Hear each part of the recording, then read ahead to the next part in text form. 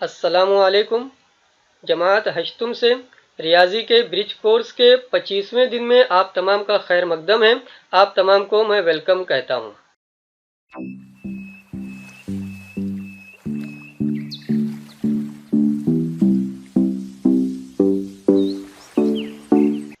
इससे पहले हमने बैंक का लेन देन वो सीखा था जिसके अंदर हम लोगों ने मुख्तलिफ किस्म के खाते, current account, fixed deposit account, इसी तरह से बाकी चीज़ों का इल्म हासिल किया। आज हम लोग खास तौर से पासबुक में जो एंट्री वगैरह होती है उसके ताल्लुक से देखेंगे, जिसे हम लोग कहेंगे किसी एक खाते की जो मालूमात होती है कि उसमें कितना पैसा जमा हो रहा है, कितना पैसा निकाला जा रहा है, उसके ताल्लुक से आपको देखने को मिलेगा। यहाँ आपको उन्होंने पासबुक की एक मिसाल लेकर के बताया है। आमतौर से पासबुक के अंदर ये जो इंग्लिश के अल्फाज है वो लिखे हुए मिलेंगे, लेकिन मैं तारीफ करना चाहूँगा कि उन्होंने उर्दू में भी लिख करके आपको ये चीज़ समझाई है। तो आप लोग समझने के लिए उर्दू वाले हिस्से को देख सकते हैं। हम लोग इंग्लिश वाले अल्फाज को भी जहन नशीन करते हुए चलेंगे। आमतौर से फर्स्ट रो में जैसे आप लोग देखते होंगे सीरियल नंबर होता है, वैसे ही बताया जाता है। ठीक है, फिर उसके बाद डेट, यानी किस तारीख पर वो लेन देन का मामला चल रहा है, ट्रांजैक्शन चल रहा है, उसके ताल्लुक से बताया जा रहा है। उसके बाद क्या है कि पर्टिकुलर्स यानी तफसील है कि चेक के जरिए से काम हुआ या कैश के जरिए से काम हुआ या सेल्फ में काम हुआ या आपके अकाउंट में इंटरेस्ट वगैरह सूद वगैरह आ रहा है, वो आपको लिख करके बताया जाता है। फिर इसके बाद चेक नंबर, अब जब यहाँ पर चेक रहेगा तो उसके सामने उसका चेक नंबर लिखा जाएगा। ठीक है, अब यहाँ पर ये जो दो चीजें हैं, अमाउंट विड्रॉ और अमाउंट डिपॉजिटेड, तो जब विड्रॉन का मामला आएगा तो आपको समझ जाना है कि आपकी रकम निकाली गई है, यानी आपकी रकम जो पहले थी वो बाद में कम हो जाएगी। और जब डिपॉजिटेड का मामला आएगा तो आपको समझ जाना है कि रकम जमा की गई है तो रकम बढ़ जाएगी। ठीक है, तो पहले जो कुछ भी रकम थी उसके अंदर ये 5,000 रुपये जमा हो रहे हैं, डिपॉजिटेड का मामला है तो रकम बढ़ रही है, जमा हो रही है, और अब आपके खाते में जो पैसा है वो कितना है, 9,000 रुपये है।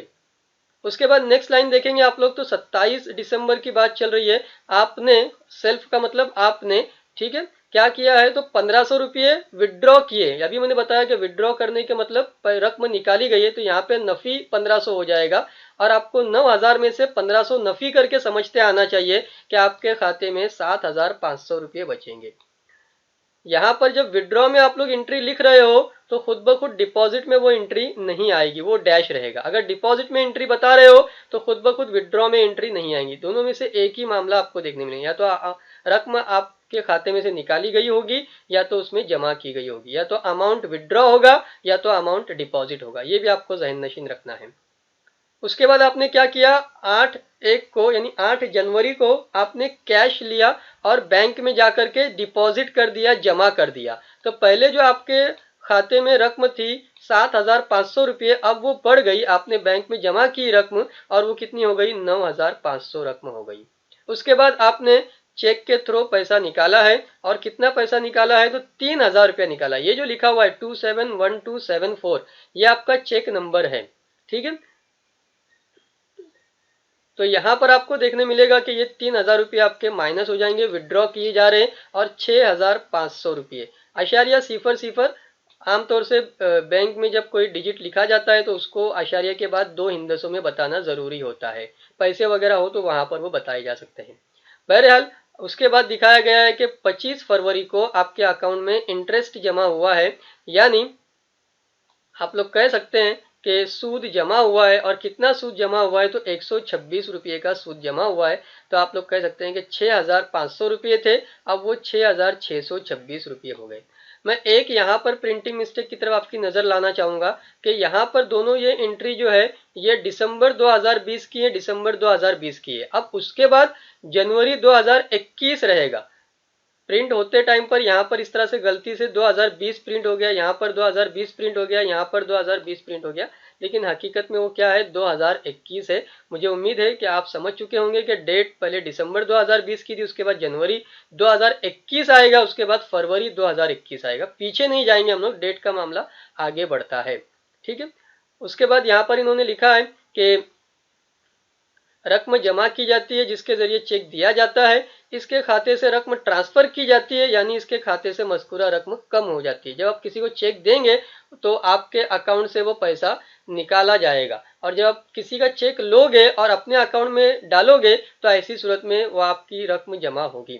पासबुक में बैंक खाते में जमाशुदा रकम पर मिले हुए सूद की तफसील दर्ज होती है। कितना सूद आपको आपके अकाउंट में ट्रांसफर किया जा रहा है उसकी तफसील होती है। सूद की रकम खाते में जमा की जाती है, आपके अकाउंट में जमा हो जाती है रकम। उसके बाद आइए मश्क करें का हिस्सा उन्होंने रखा है, जिसको हम लोग तफसील से समझेंगे।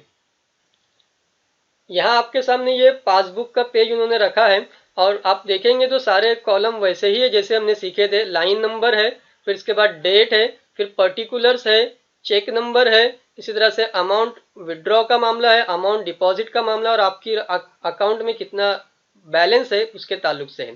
पहली मिसाल उन्होंने ली है, पहली लाइन उन्होंने बताई है कि दिसंबर 2020 का मामला है, चेक के जरिए से चेक का नंबर बताया उन्होंने, और आपके अकाउंट में इतना पैसा डिपॉजिट किया गया है, जमा किया गया है। जब डिपॉजिट किया गया है तो उसके बाद आपके अकाउंट में 5,000 रुपये है।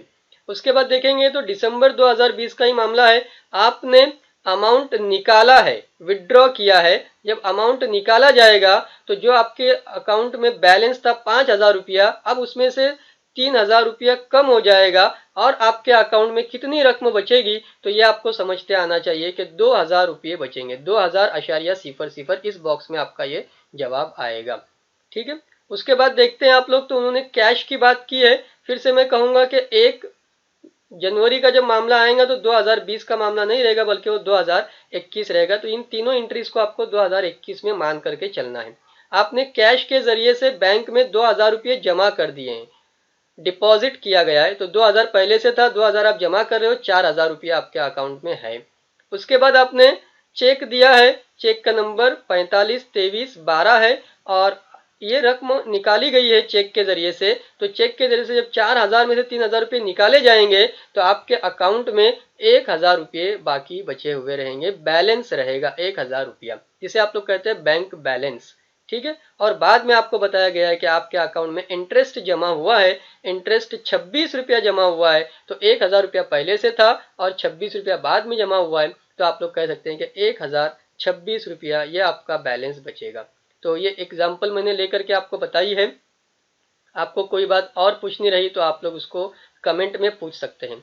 आखिर में मैं आप तमाम का शुक्रिया अदा करता हूँ। आप अच्छे से पढ़ाई करते रहें, एक एक बात, छोटी छोटी बातों को लिखते रहें। शुक्रिया, अल्लाह हाफिज़।